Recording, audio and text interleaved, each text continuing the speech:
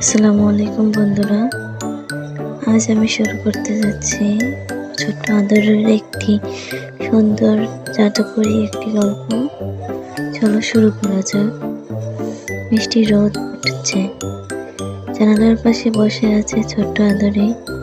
তার পরনে আছে একটি সুন্দর হলুদ ফ্রক। হঠাৎ আদরে দেখলো তার জানালার গ্রিলে একটি মিষ্টি জাদুকরী বিড়াল ছানা এসে বসেছে, যে তার দিকে দেখে চোখ টিপল। তখনই শুরু হলো নতুন অ্যাডভেঞ্চার। ট্রেনটা আকাশ দিয়ে উঠতে শুরু করলো।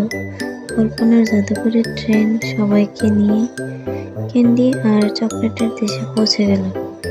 নদীর জায়গায় চকলেট মিল্কশেক আর পাহাড়ের জায়গায় বড় বড় মিল্কশেক। আদরে ট্রেনের জানালা দিয়ে হাত বাড়িয়ে একটা বড় ললিপপ ধরার চেষ্টা করছে। সন্ধ্যা নেমে এলো, আকাশ তখন লালচে।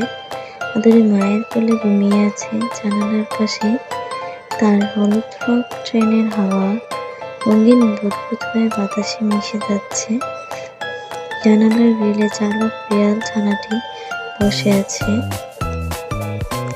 বন্ধুরা, আদরে গল্পটি তোমাদের কাছে ভালো লাগলে প্লিজ সাবস্ক্রাইব করতে ভুলবে না কিন্তু, এবং লাইক এন্ড শেয়ার করে আমাদের পাশে থাকবে। টাটা।